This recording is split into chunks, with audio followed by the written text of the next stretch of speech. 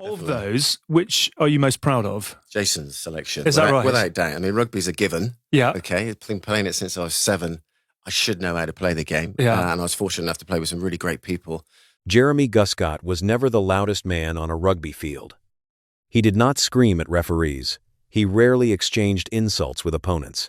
And unlike many stars of his era, he almost never looked for attention away from the game. To most supporters, he was the definition of class. Calm under pressure, elegant with the ball. A player who let his feet do the talking. That image has followed him for decades. When rugby fans remember Guscott, they think of the graceful sidesteps, the effortless acceleration, and the unforgettable drop goal that secured the British and Irish Lions series victory in South Africa in 1997. They remember a player who seemed untouched by emotion, someone capable of deciding the biggest matches without ever appearing rattled. But international rugby has never been as peaceful as it looks. Behind every composed expression lies years of bruises, verbal battles, and psychological warfare. Throughout his career with England and the British and Irish Lions, Guscott faced opponents whose sole objective was not simply to stop him scoring, but to wear him down mentally.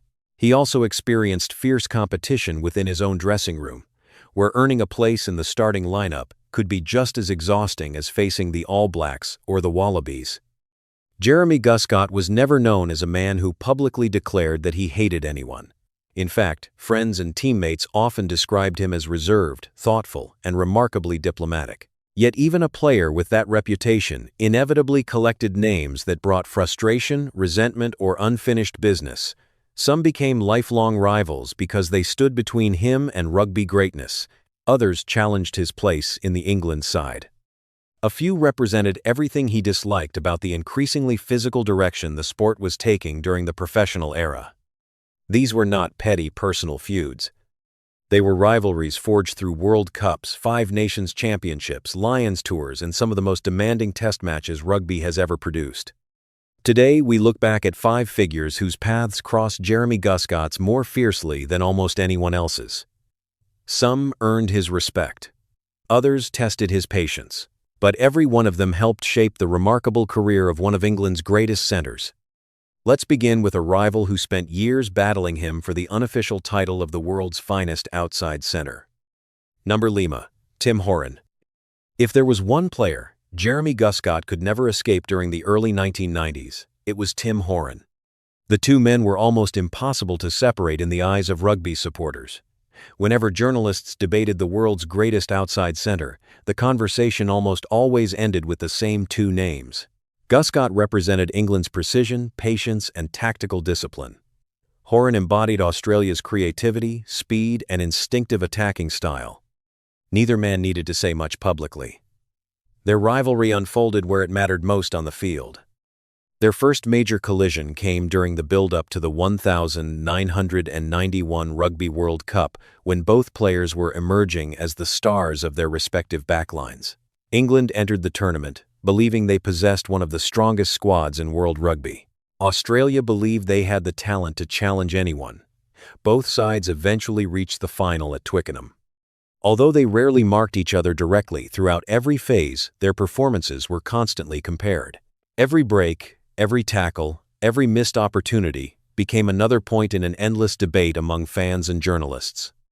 The final itself was a bitter disappointment for England.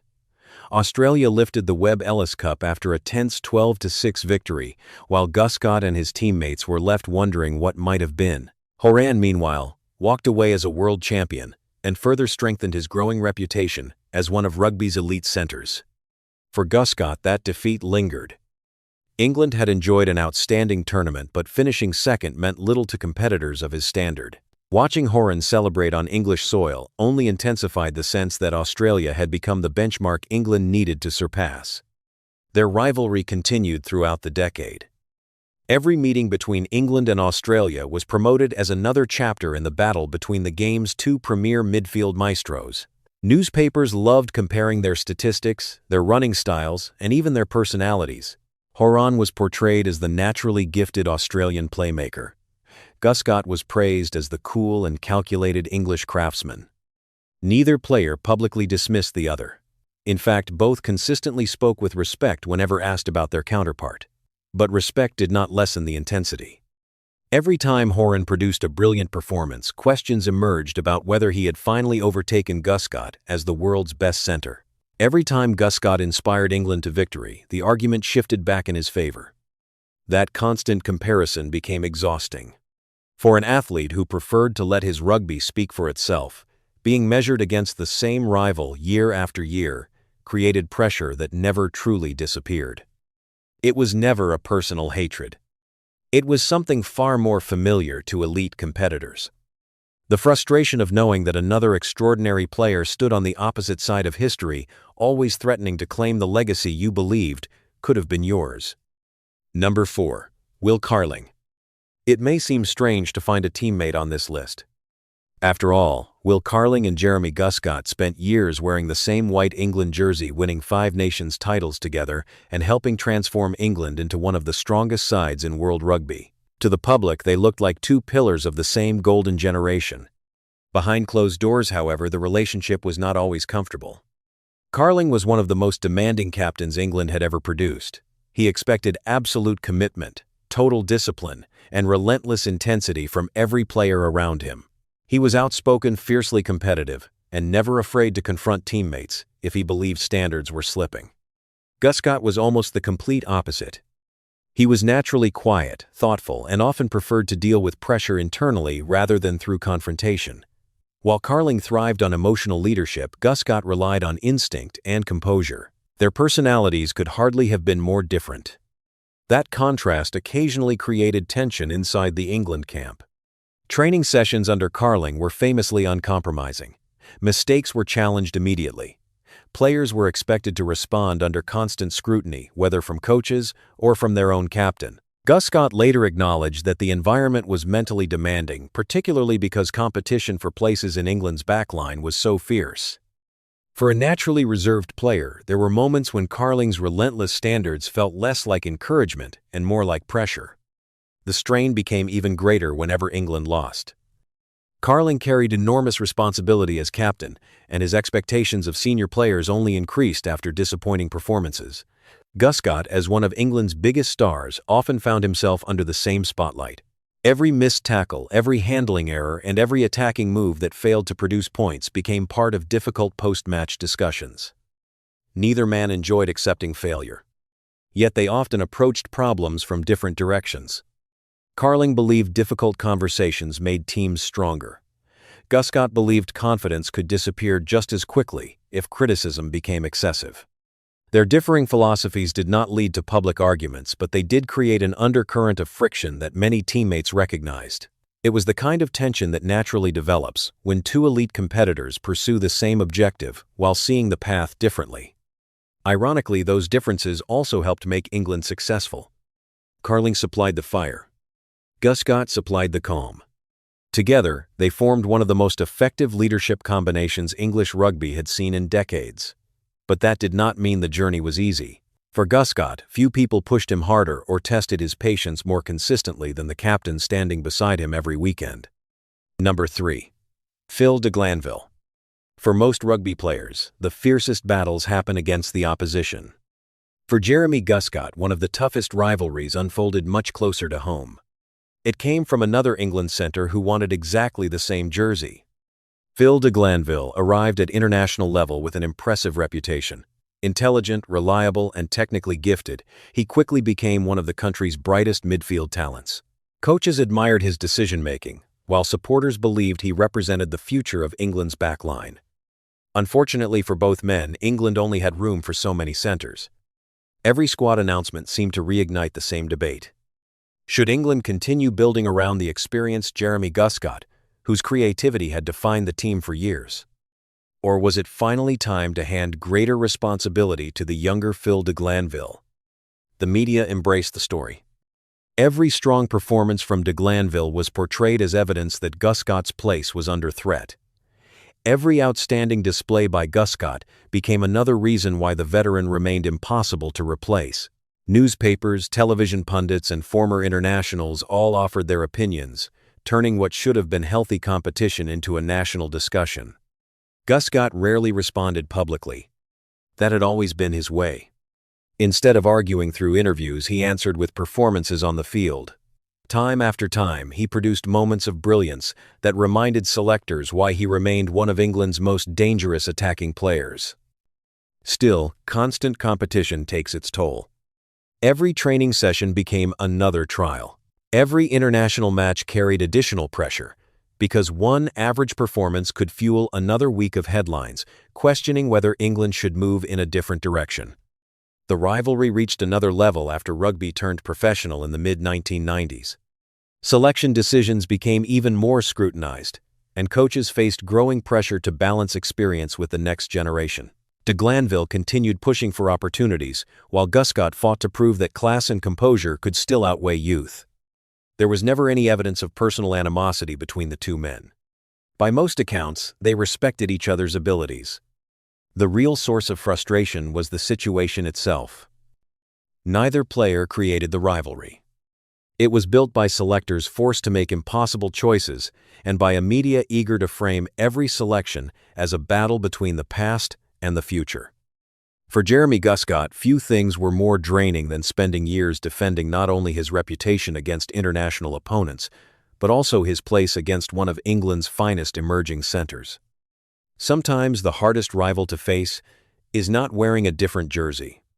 Sometimes he is standing beside you in training, chasing the very same dream. Number 2.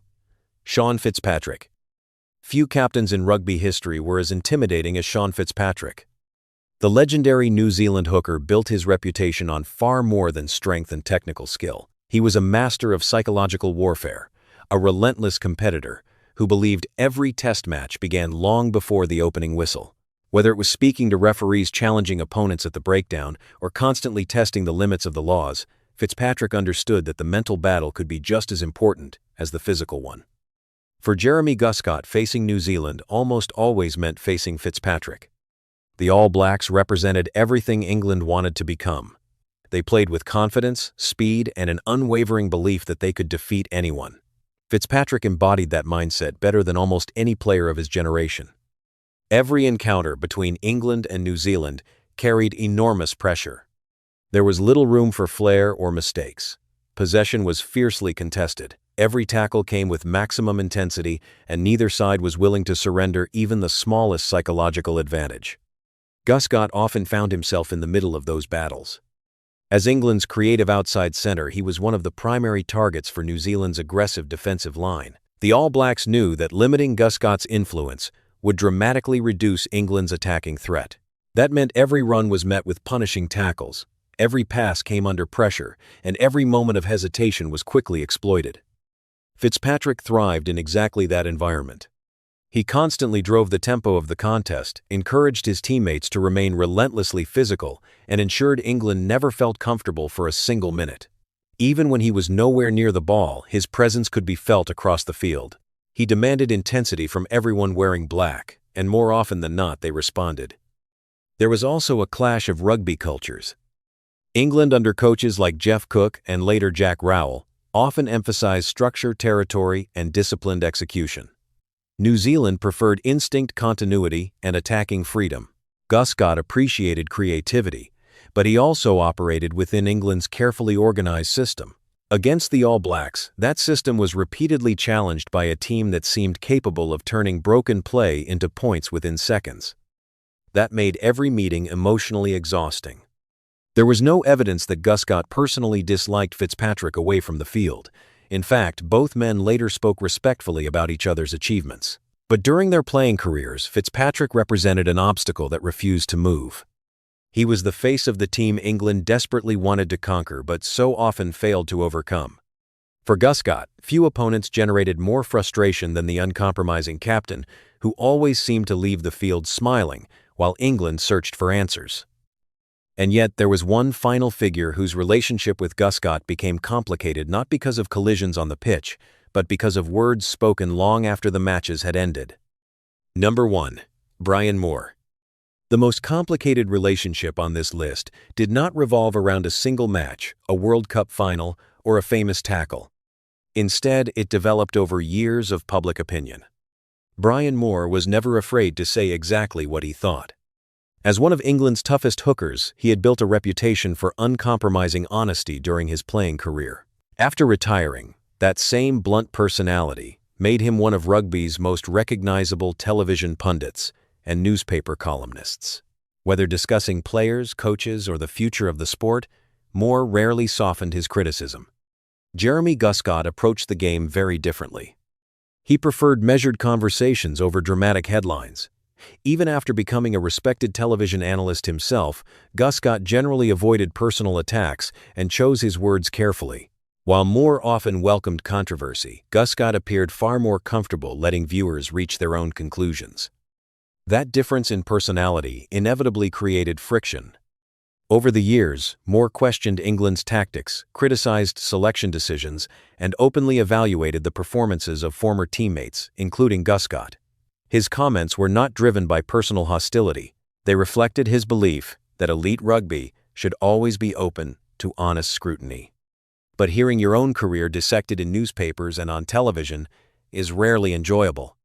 For someone as private as Guscott, constant public analysis could become frustrating. Every decision made during his playing days, from defensive positioning to attacking choices, became material for debate long after he had left the field. Moore's direct style often ensured those debates were impossible to ignore. The two men also represented different philosophies about English rugby. Moore frequently argued that England needed greater physical intensity and stronger accountability. Guscott, while fully appreciating discipline, often emphasized creativity, confidence, and allowing talented backs the freedom to express themselves. Their opinions occasionally overlapped, but just as often they highlighted contrasting views of how England should evolve in the professional era. Neither man ever claimed to hate the other. There was no explosive falling out, no dramatic confrontation, and no lasting personal feud. Yet if there was one figure who consistently challenged Guscott both during and after his career, it was Brian Moore. Not because of crunching tackles, not because of years spent on opposite sides, but because Moore's relentless honesty ensured that even after the final whistle, Jeremy Guscott's career continued to be examined, questioned, and debated in public. For a man who always preferred to let his rugby speak for itself, that may have been the most frustrating battle of all. Jeremy Guscott's career reminds us that rivalry is not always built on hatred. Unlike many sporting legends, he never became known for public feuds or bitter personal vendettas. He earned respect because of his composure, his professionalism, and his ability to perform under enormous pressure without allowing emotion to take control. That is exactly why this list feels different. Tim Horan represented the rival who constantly challenged his place among the world's greatest centers. Will Carling pushed him every day inside the England camp with uncompromising standards. Phil de Glanville became the talented teammate who forced him to defend his place year after year. Sean Fitzpatrick embodied the relentless mentality of the All Blacks, turning every test match into a psychological war. And Brian Moore became the outspoken voice, whose opinions continued to provoke discussion long after both men had retired. None of these relationships were defined by personal hatred alone. They were shaped by competition pressure, contrasting personalities, and the unforgiving demands of international rugby. In many ways, those difficult relationships helped create the player supporters still celebrate today. Without rivals pushing him to improve, without teammates challenging his position, and without critics questioning his performances, Jeremy Guscott might never have become one of England's finest outside centres or a British and Irish Lions legend. Sometimes the people who test us the most are also the ones who define our legacy. So what do you think? Did we miss someone who had an even bigger impact on Jeremy Guscott's career? Let us know in the comments below. And if you enjoy revisiting the untold stories behind rugby's greatest legends, make sure to subscribe, turn on notifications, and join us for the next episode of Rugby Unmasked. There are still plenty of legendary careers waiting to be uncovered.